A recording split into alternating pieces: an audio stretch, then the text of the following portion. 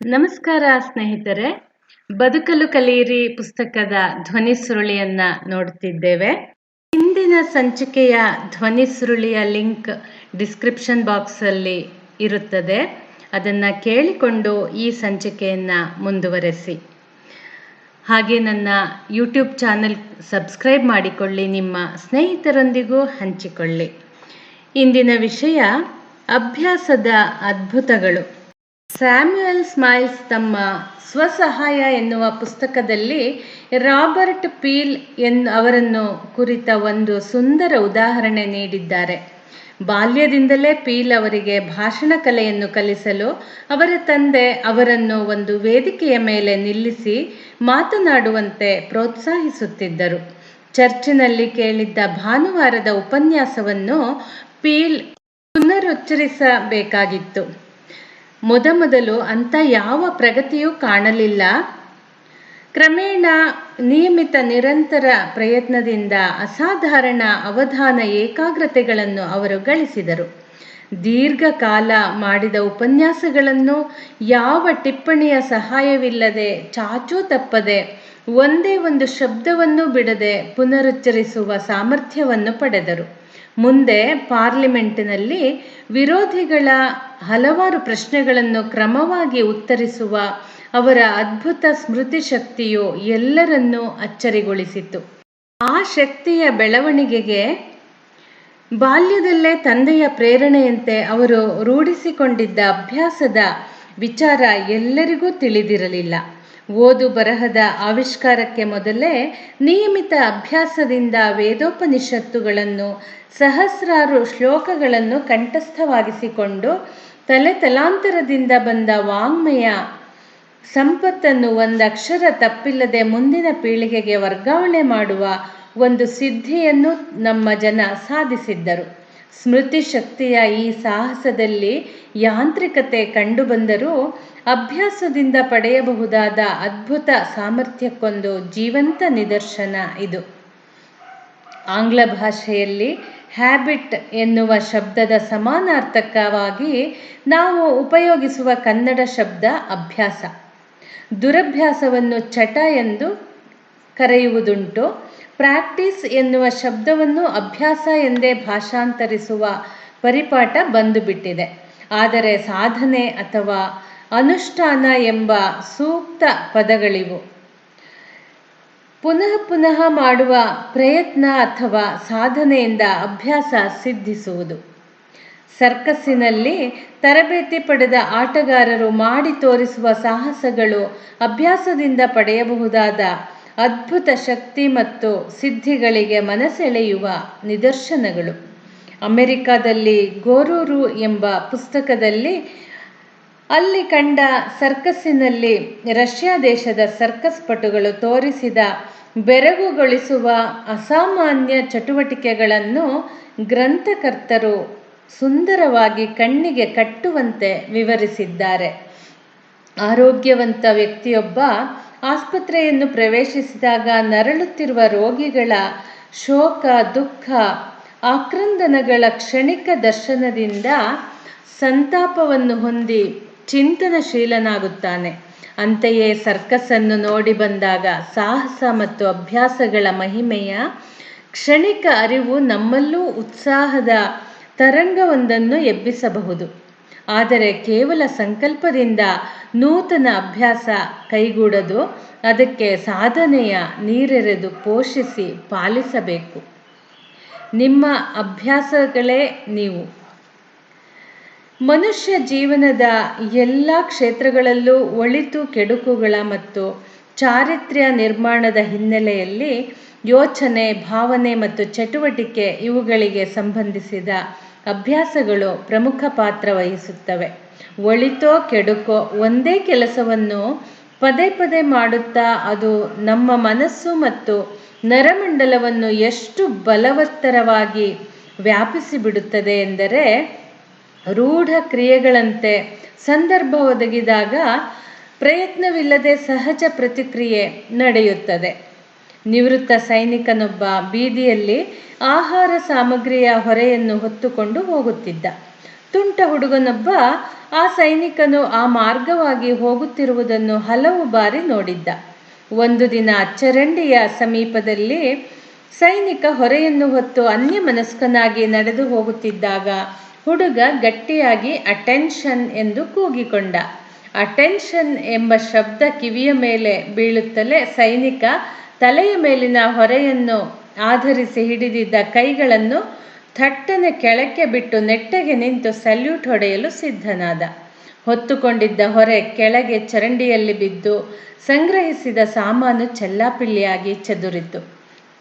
ಹುಡುಗನ ತುಂಟತನ ತಿಳಿಯುವ ಮೊದಲೇ ಕಾರ್ಯ ಮಿಂಚಿ ಹೋಗಿತ್ತು. ದೀರ್ಘಕಾಲ ಕವಾಯತಿನ ಅಭ್ಯಾಸಕ್ಕೆ ಒಗ್ಗಿಕೊಂಡಿದ್ದ ಅವನ ಚಿತ್ತ ತತ್ಕ್ಷಣವೇ ಕಾರ್ಯವೆಸಗಿದ್ದೇ ಅದಕ್ಕೆ ಕಾರಣ. ಅಭ್ಯಾಸಗಳ ಅದ್ಭುತ ನಿಯಂತ್ರಣ ಶಕ್ತಿಯನ್ನು ಹಲವರು ಯೋಚಿಸುತ್ತಿಲ್ಲ. ನಾವು ಸಿಲುಕಿಕೊಂಡಿರುವ ಅತ್ಯಂತ ಕ್ಲೇಶಕರವಾದ ಹೇವರಿಕೆಯನ್ನುಂಟು ಮಾಡುವಂತಹ ಸನ್ನಿವೇಶ ಅಥವಾ ಪರಿಸರಗಳಿಂದ ಬಿಡಿಸಿಕೊಳ್ಳಲು ತಡೆಯಾಗಿ ನಿಲ್ಲುವವು ಈ ಅಭ್ಯಾಸಗಳು. ದಿನ ದಿನವೂ ನಿಂತ ಜಾಗ ಮತ್ತು ಪರಿಸರಕ್ಕೆ ಅಂಟಿಕೊಳ್ಳುವಂತೆ ಹೊಂದಿಕೊಳ್ಳುವಂತೆ ಅಜ್ಞಾತವಾಗಿ ನಾವು ಅಭ್ಯಾಸ ಮಾಡುತ್ತಿರುತ್ತೇವೆ. ಬೆಳಗಿನ ಉಪಹಾರ ಮತ್ತು ಕಾಫಿ ಸೇವನೆಯ ನಂತರ ಸಿಗರೇಟು ಸೇದುವ ಅಭ್ಯಾಸ ಇರುವವರನ್ನು ವೀಕ್ಷಿಸಿ. ಉಪಹಾರದ ನಂತರ ಜೇಬಿನಲ್ಲಿ ಸಿಗರೇಟು ಮುಗಿದಿದ್ದರೆ ಅಂಗಡಿ 2 ಮೈಲು ದೂರವಿದ್ದರೂ ಅಲ್ಲಿಗೆ ನಡೆದುಕೊಂಡಾದರೂ ಹೋಗಿ ಹೊಗೆ ಬತ್ತಿಯನ್ನು ಕೊಂಡು ತಂದು ಧೂಮಪಾನ ಮಾಡದಿರಲು ಅವರಿಂದ ಸಾಧ್ಯವಿಲ್ಲ. ಅಭ್ಯಾಸವೆಂದರೆ ದುರಭ್ಯಾಸಗಳೆಂದು ಅರ್ಥವಲ್ಲ. ಎಲ್ಲ ಅಭ್ಯಾಸಗಳು ತಮ್ಮ ಪರಿಣಾಮಗಳ ಮೂಲಕ ವ್ಯಕ್ತಿಯನ್ನು ನಿಯಂತ್ರಿಸುತ್ತವೆ, ರೂಪಿಸುತ್ತವೆ. ನಮ್ಮ ಸಾಧನೆ, ಸಿದ್ಧಿಗಳು, ವಿಚಾರ ವೈದುಷ್ಯಗಳು, ಅಭಿರುಚಿ ಕಲಿಕೆಗಳು, ರಾಗ ದ್ವೇಷಗಳು, ಕೋಪ ತಾಪಗಳು, ಮರೆ ಮೋಸಗಳು, ಅಹಂಕಾರ ಅಭಿಮಾನಗಳು, ಒಲವು ಅನಿಸಿಕೆಗಳು, ಕುಹಕ ಕೊಂಕುಗಳು ಇವು ಪರಿಸರದಿಂದ ಪ್ರತ್ಯಕ್ಷವಾಗಿಯೋ ಪರೋಕ್ಷವಾಗಿಯೋ ನಾವು ಸಂಗ್ರಹಿಸಿ ರೂಢಿಸಿಕೊಳ್ಳುವ ಅಭ್ಯಾಸಗಳೇ. ರೂಢ ಮೂಲವಾದ ಈ ಅಭ್ಯಾಸಗಳಿಂದ ಪಾರಾಗುವುದು ಕಷ್ಟ ಎನ್ನುವುದನ್ನು ಸೂಚಿಸುವ ಚಮತ್ಕಾರದ ನುಡಿಯೊಂದು ಆಂಗ್ಲ ಭಾಷೆಯಲ್ಲಿ ಇದೆ. ಹ್ಯಾಬಿಟ್ ಎನ್ನುವ ಪದದಿಂದ ನೀವು ಹೆಚ್ಚನ್ನು ತೆಗೆದರೆ ಎ ಬಿಟ್ ಉಳಿಯುತ್ತದೆ, ಎ ಅನ್ನು ತೆಗೆದರೆ ಬಿಟ್ ಉಳಿದುಕೊಳ್ಳುತ್ತದೆ, ಬಿ ಅನ್ನು ತೆಗೆದರೆ ಇಟ್ ಉಳಿದುಕೊಳ್ಳುತ್ತದೆ. ನೋಡಿದಿರಾ ಅಭ್ಯಾಸಗಳ ಆಳವಾದ ಪ್ರಭಾವವನ್ನು. ಮುಂದಿನ ವಿಷಯ ಚಾರಿತ್ರ್ಯ ನಿರ್ಮಾಣದ ಸೂತ್ರಧಾರ. ನಾವು ಮಾಡುವ ಪ್ರತಿಯೊಂದು ಕ್ರಿಯೆಯೂ ಸರೋವರದ ಮೇಲ್ಭಾಗದಲ್ಲಿ ಸ್ಪಂದಿಸುವ ಅಲೆಯಂತೆ. ಸರೋವರದಲ್ಲಿ ಸ್ಪಂದಿಸುವ ಅಲೆಯಾದರೂ ಕೆಲವೇ ನಿಮಿಷಗಳಲ್ಲಿ ಮಾಯವಾಗುತ್ತದೆ. ಆದರೆ ಮನಸ್ಸಿನಲ್ಲಿ ಮೂಡುವ ಯೋಚನೆ, ಭಾವನೆಗಳಾಗಲಿ ನಾವು ಮಾಡುವ ಚಟುವಟಿಕೆಯಾಗಲಿ ಮಾಯವಾದಂತೆ ಕಂಡರೂ ಮನಸ್ಸಿನ ಆಳದ ಪದರುಗಳಲ್ಲಿ ಸಂಸ್ಕಾರ ರೂಪದಲ್ಲಿ ಉಳಿದಿರುತ್ತದೆ. ಇಂಥ ಅನೇಕಾನೇಕ ಸಂಸ್ಕಾರಗಳೇ ಕಲೆತು ನಮ್ಮ ನಡತೆ ಅಥವಾ ಚಾರಿತ್ರ್ಯ ನಿರ್ಮಾಣವಾಗುವುದು. ಅಭ್ಯಾಸವು ಮನುಷ್ಯನ 2ನೇ ಸ್ವಭಾವ ಎನ್ನುವ ಆಂಗ್ಲ ಗಾದೆ ಇದೆ. ಯೋಚಿಸಿ ನೋಡಿದರೆ ಅಭ್ಯಾಸ ಮನುಷ್ಯನ ಸರ್ವ ಸ್ವಭಾವವೆಂದು ತಿಳಿಯುವುದು. ನಡತೆ ಅಥವಾ ಚಾರಿತ್ರ್ಯ ಎಂದರೆ ಸಂಪೂರ್ಣವಾಗಿ ರೂಪುಗೊಂಡ ಇಚ್ಛಾಶಕ್ತಿ ಎಂಬುದು ಜಾನ್ ಸ್ಟೂಯರ್ಟ್ ಮಿಲ್ ಮಹಾಶಯ ನೀಡಿದ ನಿರೂಪಣೆ. ಇಚ್ಛಾಶಕ್ತಿ ಎಂದರೆ ಕಾರ್ಯಪ್ರೇರಕವಾದ ಅನಿಸಿಕೆಗಳ ಒಟ್ಟು ಮೊತ್ತ. ಅವು ನಿಶ್ಚಿತ, ನಿಯಮಿತ, ರಚನಾತ್ಮಕ ರೀತಿಯಲ್ಲಿ ವ್ಯಕ್ತವಾದರೆ ಅಂಥ ವ್ಯಕ್ತಿಯ ಚಾರಿತ್ರ್ಯ ದೃಢವಾಗಿದೆ ಎಂದರ್ಥ. ಯಾರನ್ನೂ ಅಪ್ರಯೋಜಕ ವ್ಯಕ್ತಿ ಎನ್ನಬೇಡಿ, ಏಕೆಂದರೆ ಆತನೊಂದು ಚಾರಿತ್ರ್ಯವನ್ನು ಪ್ರತಿನಿಧಿಸುತ್ತಾನೆ. ಎಂದರೆ ತಾನು ಒಂದು ತೆರನಾದ ಅಭ್ಯಾಸಗಳ ಮೂಟೆ ಎಂಬುದನ್ನು ಸೂಚಿಸುತ್ತಾನೆ. ಹಳೆಯ ಅಭ್ಯಾಸಗಳನ್ನು ನೂತನ ಉಪಯುಕ್ತ ಅಭ್ಯಾಸಗಳಿಂದ ಗೆಲ್ಲಬಹುದು. ನಡತೆ ಎಂದರೆ ಪುನರಾವರ್ತಿತ ಅಭ್ಯಾಸಗಳ ಮೊತ್ತ. ಪುನರಾವರ್ತಿತ ಕ್ರಿಯೆಗಳ ಮೂಲಕವೇ ನಡತೆಯಲ್ಲಿ ಸುಧಾರಣೆಗಳಾಗಬೇಕು ಎಂದರು ಸ್ವಾಮಿ ವಿವೇಕಾನಂದರು. ಆದರೆ ಇದು ಸಾಧ್ಯವಾಗಬೇಕಾದರೆ ನಿಷ್ಠೆಯಿಂದ ಕೂಡಿದ ನಿಯಮಿತವಾದ ನಿರಂತರ ಪ್ರಯತ್ನ ಬೇಕು. ಇನ್ನೊಂದು ವಿಷಯವನ್ನು ನೋಡೋಣ. ಪರಿಸರದ ಪ್ರಭಾವ. ಪರಿಸರದ ಪ್ರಭಾವದಿಂದ ತಪ್ಪಿಸಿಕೊಳ್ಳಲು ಯೋಗ್ಯ ಮಾರ್ಗದರ್ಶನ ಮತ್ತು ತೀವ್ರವಾದ ಹಂಬಲದ ಪ್ರಯತ್ನಗಳು ಇಲ್ಲದಿದ್ದರೆ ಮನುಷ್ಯನ ಬಾಳು ಹೇಗೆ ರೂಪುಗೊಳ್ಳಬಹುದು ಎಂಬುದನ್ನು ತಿಳಿಸುವ ಒಂದು ನಿದರ್ಶನ. ಸಾಮಾನ್ಯ ವ್ಯಕ್ತಿಯೊಬ್ಬ ಕೊಲೆಗಡುಕನಾಗಿ ಪರಿವರ್ತಿತನಾದಾಗ ಆಗಬಹುದಾದ ವಿಧಾನದ ಬಗ್ಗೆ ತಜ್ಞ ಸಂಶೋಧಕನ ಅಂಬೋಣ ಇದು. ಪ್ರಥಮ ಬಾರಿ ಕೊಲೆಯನ್ನು ಪ್ರತ್ಯಕ್ಷವಾಗಿ ನೋಡಿದವನು ತೀವ್ರವಾಗಿ ಸಂಕಟಪಟ್ಟು ವಿಪರೀತ ಅಸಹ್ಯ ಭಾವನೆಯನ್ನು ಬೆಳೆಸಿಕೊಳ್ಳುವನು. ಕೆಲವು ಕಾಲ ಅಂಥ ಕೃತ್ಯಗಳ ಸಮೀಪದಲ್ಲೇ ಇರುತ್ತಿದ್ದರೆ ಮೆಲ್ಲನೆ ಹೊಂದಿಕೊಳ್ಳುತ್ತಾ ಅದನ್ನು ಸಹಿಸಿಕೊಳ್ಳುವನು. ದೀರ್ಘಕಾಲ ಕೊಲೆಗಡುಕರ ಸನಿಹದಲ್ಲಿದ್ದು ಕೊಲೆ ಹಿಂಸಾತ್ಮಕ ಕೃತ್ಯಗಳನ್ನು ಕಾಣುತ್ತಾ ಅವುಗಳ ಸಂಸ್ಪರ್ಶದಲ್ಲೇ ಇದ್ದವನು ಕ್ರಮೇಣ ಅವುಗಳಿಂದ ಪ್ರಭಾವಿತನಾಗಿ ಯಾವ ಹಿಂಸಾಕೃತ್ಯಕ್ಕಿಳಿಯಲು ಹಿಂಜರಿಯನು. ಜೈಲಿನಲ್ಲೇ ಬದುಕಿನ ಹೆಚ್ಚಿನ ದಿನಗಳನ್ನು ಕಳೆದ ಕೈದಿಗಳು ಶಿಕ್ಷಾವಧಿಯ ನಂತರ ಬಿಡುಗಡೆ ಹೊಂದಿ ಹೊರಗೆ ಬಂದರೂ ದಿಕ್ಕು ತೋಚದಂತಾಗಿ ಅಧಿಕಾರಿಯನ್ನು ತಿರುಗಿ ಜೈಲಿಗೆ ಸೇರಿಸಿಕೊಳ್ಳಿ ಎಂದು ಕೇಳಿಕೊಳ್ಳುವುದು ಇದಕ್ಕೆ. ಹೊಲಸಿನ ಮಧ್ಯೆ ವಾಸಿಸುತ್ತಾ ಕ್ರಮೇಣ ಮನುಷ್ಯರು ಎಲ್ಲ ಶುಚಿತ್ವದ ನಿಯಮಗಳನ್ನು ಮರೆತು ಅಂಥ ಪರಿಸರದಿಂದ ಮೇಲೆ ಕೇಳಲಾರದೆ ಹೇಗೂ ಹೊಂದಿಕೊಂಡು ಬಿಡುತ್ತಾರೆ. ಪರಿಸರದ ಪ್ರಭಾವ ಅದು. ಇಂಥ ಜನ ಪತನದಿಂದ ಮೇಲೇರಲು ಸಾಧ್ಯವೇ? ಪರಂಪರೆ ಮತ್ತು ಪರಿಸರದಿಂದ ಪಡೆದುಕೊಂಡು ಬಂದ ದುರಭ್ಯಾಸಗಳ ಆಳವಾದ ಕಂದಕದಲ್ಲಿ ಸಿಕ್ಕಿ ನಿರ್ನಾಮವಾಗುತ್ತಿದ್ದ ಒಂದು ನರಭಕ್ಷಕ ಜನಾಂಗವನ್ನೇ ಮೇಲಕ್ಕೆತ್ತಲು ಅಪೂರ್ವ ತ್ಯಾಗ, ಶ್ರಮ ಮತ್ತು ಸಮರ್ಪಣೆಯ ಭಾವದಿಂದ ಹೋರಾಡಿದ ತರುಣ ಆಂಗ್ಲ ವ್ಯಾಪಾರಿ ಡಂಕನ್ನ ಸಾಹಸಕತೆ ಯಾವುದೇ ಜನಾಂಗಕ್ಕೆ ಅಭಿವೃದ್ಧಿಯ ಪಥದಲ್ಲಿ ಮುನ್ನಡೆಯಲು ಮಾರ್ಗದರ್ಶನವಾಗುವಂಥ ಸ್ಫೂರ್ತಿಯನ್ನು ನೀಡಬಲ್ಲದು. 1857ರ ಸುಮಾರಿಗೆ ಕೆನಡಾದ ವಾಯುವ್ಯದಲ್ಲಿರುವ ಅಲಾಸ್ಕಾದ ಶಾಂತಸಾಗರದಲ್ಲಿನ ಒಂದು ದ್ವೀಪದಲ್ಲಿ ಬ್ರಿಟಿಷ್ ವ್ಯಾಪಾರಿ ಹಡಗೊಂದು ಲಂಗರು ಹಾಕಿತು. ಹಡಗಿನಲ್ಲಿದ್ದ ತರುಣ ವ್ಯಾಪಾರಿ ಸಮುದ್ರ ತೀರದಲ್ಲಿ ಭಯಾನಕ ದೃಶ್ಯವನ್ನು ಕಂಡು ತತ್ತರಿಸಿ ಹೋದ. ಸುಮಾರು 20ಕ್ಕೂ ಹೆಚ್ಚಿನ ಜನರ ಛಿನ್ನ ಭಿನ್ನವಾದ ಶವಗಳು ಅಲ್ಲಿ ಅಸ್ತವ್ಯಸ್ತವಾಗಿ ಬಿದ್ದಿದ್ದವು. ತರುಣ ಡಂಕನ್ನ ಆಶ್ಚರ್ಯ ಉದ್ವೇಗಗಳನ್ನು ಕಂಡ ಹಡಗಿನ ಅಧಿಕಾರಿ ಹೀಗೆಂದ: ಅವರು ಸಿಮಶೀನ್ ಇಂಡಿಯನ್ಸ್. ಈ ಜನ ತಮ್ಮೊಳಗೆ ಯಾವಾಗಲೂ ಪರಸ್ಪರ ಕಾದಾಡುತ್ತಾರೆ, ಜಗಳವಾಡುತ್ತಲೇ ಸಾಯುತ್ತಾರೆ. ಅಲ್ಲದೆ ಅವರು ನರಭಕ್ಷಕರು ಕೂಡ ಹೌದು. ಕೊಲೆ ಮಾಡುವುದು ಅವರಿಗೊಂದು ಆಟ. ಕುಡಿತದ ಚಟಕ್ಕೆ ಸಂಪೂರ್ಣ ಬಲಿಯಾದವರು ಅವರು. ದಿನವಿಡೀ ದುಡಿದು ತಂದ ಫರ್ ಚರ್ಮವನ್ನು ಅಲ್ಪ ಬೆಲೆಗೆ ಮಾರಿ ಶರಾಬು ಕುಡಿಯುತ್ತಾರೆ. ಶರಾಬಿಗಾಗಿ ತಮ್ಮ ಹೊಟ್ಟೆಯಲ್ಲಿ ಹುಟ್ಟಿದ ಹೆಣ್ಣು ಮಕ್ಕಳನ್ನು ಮಾರಲು ಹೇಸದ ಜನರು ಇವರು ಎಂದರು. ತಂದೆ ತನ್ನ ಅಳುತ್ತಿರುವ ಹುಡುಗಿಯರನ್ನು ಒತ್ತಾಯ ಮಾಡಿ ಮತ್ತು ಬಲಾತ್ಕಾರದಿಂದ ಹಣಕ್ಕಾಗಿ ಸಿಪಾಯಿಗಳಿಗೆ ಒಪ್ಪಿಸುವ ದಾರುಣ ದೃಶ್ಯವನ್ನು ಪ್ರತ್ಯಕ್ಷವಾಗಿ ಕಂಡ ಡಂಕನ್ ಹೌಹಾರಿದ, ಸಂತಪ್ತನಾದ. ಇವರಿಗೊಬ್ಬ ಮಾರ್ಗದರ್ಶಕ ಬೇಕು, ಇವರಿಗೊಬ್ಬ ಸುಧಾರಕ ಬೇಕು ಎಂಬ ಮಾತು ಅವನ ಮನಸ್ಸಿನಲ್ಲಿ ಮಾರ್ದನಿಗೊಂಡಿತು. ಆಗ ಮಾನವ ಪ್ರೇಮಿಯಾದ ಆತ ಒಂದು ಭೀಷ್ಮ ಪ್ರತಿಜ್ಞೆಯನ್ನೇ ಮಾಡಿದ.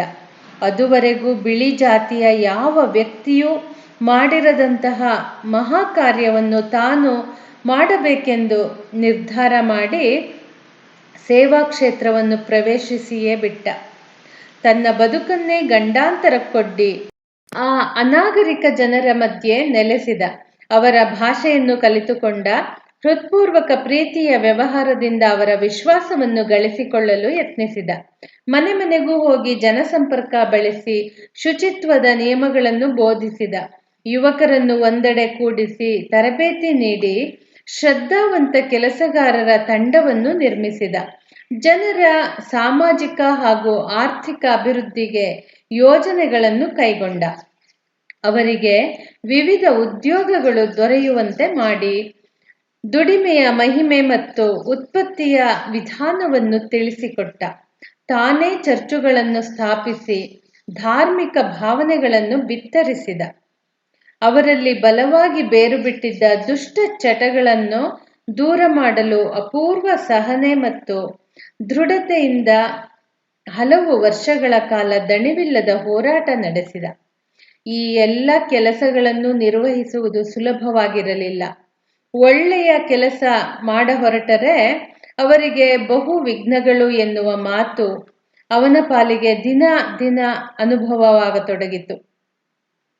ಯಾರನ್ನು ಸೇವಿಸ ಹೊರಟನೋ ಆ ಜನರಿಂದಲೇ ವಿರೋಧ, ಆ ಜನಾಂಗದ ಮುಖಂಡರುಗಳಿಂದ ವಿರೋಧ, ಆ ದುರ್ದೈವಿ ಜನರನ್ನು ಶೋಷಿಸಿ ಲಾಭ ಪಡೆಯುವ ಅಭ್ಯಾಸವನ್ನು ರೂಢಿಸಿಕೊಂಡ ವ್ಯಾಪಾರಿ ವರ್ಗದಿಂದ ವಿರೋಧ, ಕ್ರೈಸ್ತ ಧರ್ಮಾಧಿಕಾರಿಗಳಿಂದ ವಿರೋಧ.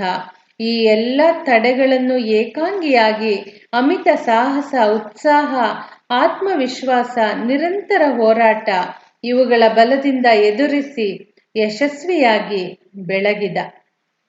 60 ವರ್ಷಗಳ ಸಂಘರ್ಷ ಹಾಗೂ ವಿರೋಧದ ಬಳಿಕ ಅವನ ಉದ್ದೇಶ ಸಫಲವಾಯಿತು. ಭಯಾನಕ ಅಸಭ್ಯ ಅನಾಗರಿಕತೆಯಿಂದ ಕೆಟ್ಟ ಹೆಸರು ಪಡೆದಿದ್ದ ಸಿಮಶೀನ್ ಜಾತಿಯೇ ಇಂದು ಶಾಂತಿಪ್ರಿಯವೂ ಉನ್ನತಶೀಲವೂ ಸುಸಂಸ್ಕೃತವೂ ಆಗಿದೆ. ಇಂದು ಅಲ್ಲಿ ಬರ್ಬರ ಅಪರಾಧಗಳು ನಡೆಯುವುದಿಲ್ಲ. ಇಂದು ಯಾರೊಬ್ಬರೂ ಅಲ್ಲಿ ಮದ್ಯ ಸೇವನೆ ಮಾಡುವುದಿಲ್ಲ. ಹಳೆಯ ಅಭ್ಯಾಸಗಳನ್ನು ನೂತನ ಅಭ್ಯಾಸಗಳಿಂದ ಗೆಲ್ಲಬಹುದು ಎಂಬ ವಿವೇಕವಾಣಿಯನ್ನು ಪ್ರಯೋಗ ಪರೀಕ್ಷಣಗಳಿಂದ ಸತ್ಯವೆಂದು ಸಾರಿದ ಡಂಕನ್. ಆದರೆ ಎಷ್ಟೊಂದು ದೀರ್ಘಕಾಲದ ಶ್ರಮ, ಎಂಥ ಮಹಾತ್ಯಾಗ, ಎಷ್ಟೊಂದು ಹೋರಾಟ! 1918ನೇ ಇಸವಿಯಲ್ಲಿ ತನ್ನ 86ನೇ ವಯಸ್ಸಿನಲ್ಲಿ ಡಂಕನ್ ಇಹಲೋಕದಿಂದ ಕಣ್ಮರೆಯಾದ. ಆದರೆ ಸಿಮಶೀನ್ ಜನಾಂಗದ ಕಣ್ಮಣಿಯಾಗಿ ಪ್ರಾತಸ್ಮರಣೀಯನಾದ. ಸ್ನೇಹಿತರೆ, ಮತ್ತೆ ಬದುಕಲು ಕಲಿಯಿರಿ ಪುಸ್ತಕದ ಮುಂದಿನ ಭಾಗವನ್ನು ಮುಂದಿನ ಸಂಚಿಕೆಯಲ್ಲಿ ಮುಂದುವರೆಸೋಣ. ಧನ್ಯವಾದಗಳು.